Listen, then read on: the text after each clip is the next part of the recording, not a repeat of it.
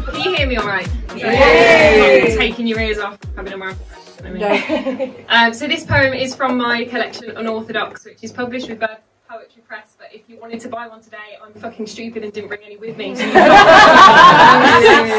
if you do want to buy one, just come and talk to me and we'll figure it out. So I'm just going to tell you a bit about my life and maybe you can relate. See, it was the most surreal thing.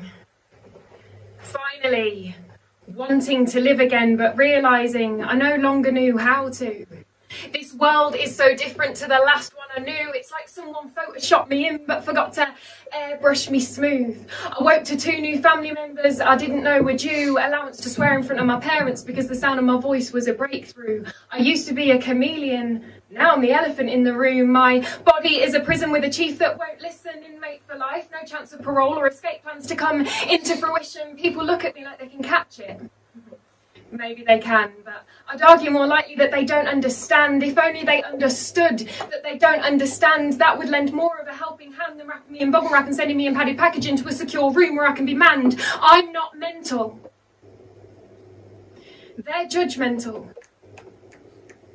I'm not mentally ill, I'm mentally intriguing, and there's something very beautiful about being mentally intriguing. And I'm not talking about how sometimes I forget how to breathe in without counting. I mean the ability to tap into another dimension that some people will only ever dream in. Plus, when I'm mentally intriguing, I know how to behave. Trying to act normal feels like someone turned up gravity and it's sucking me through the floor into an early grave. Maybe I see the world through fanatical eyes, or maybe some only open theirs up to desirable skies. My head is in the clouds, not because I'm high, but because they hang low and because climates don't compromise. When I'm left cold and without light, though the sun remembered to rise, I'm reminded if I don't meet expectations, I am not obliged to apologise. Like that time I felt nothing plummeting from a 14,000-foot skydive, because happiness isn't real and neither is fear that in your mind. The mind being the most powerful tool you own, which is why the enemy fights you there, because that's where it gets you alone. How can I feel everything and nothing within one breath? How can I feel empty, yet simultaneously as heavy as my dad's eyelids after a bottle of red? Forget monsters underneath mine, spoon me in my bed, body's exhausted, ready to sleep, but the memo didn't make it to my head. Maybe the problem is it's midday and I'm forcing myself to sleep, and not because I'm tired, but so something may have changed when I awake to pull me out of this whimpering heat that seemingly there is no reason for me to be in. My body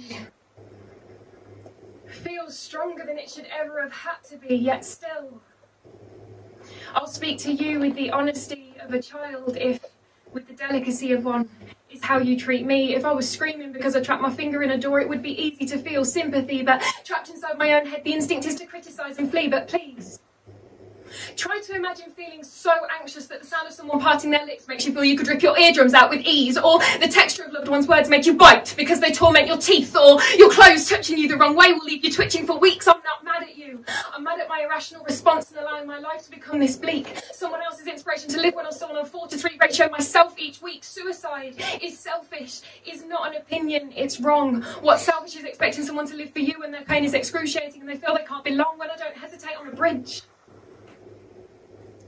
I've won a race for life. When oxygen I need to survive suffocates me, I feel like I belong in outer space. I am rough around the edges and straight through the middle. My language is encrypted and my actions contort as riddles. It's like I developed a 6th, 7th, 8th sense for things that don't need to be sensed. My large intestine is a spitting cobra releasing venom that leaves me temporarily blind to the present tense. My skin is worn out.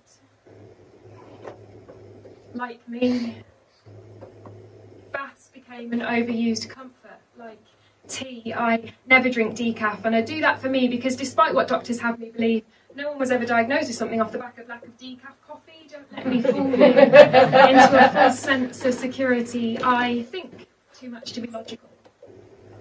But writing makes you feel happy.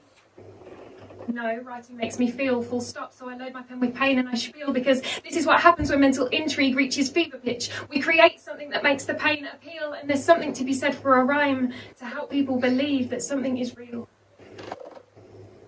The day I began to lose my mind, I began to find myself. That is when I realised it is okay to ask for help.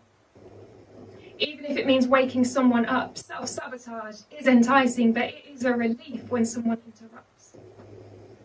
See, 2 steps forward and 1 step back is not a royal fuck-up, it is still 1 step forward. So I take the bad with the good, and I embrace my disordered and awkward now. I look forward to tasting that first tea of many in the morning because it means I've made it through another night. Progress is progress, regardless of how slight. Thank you so much.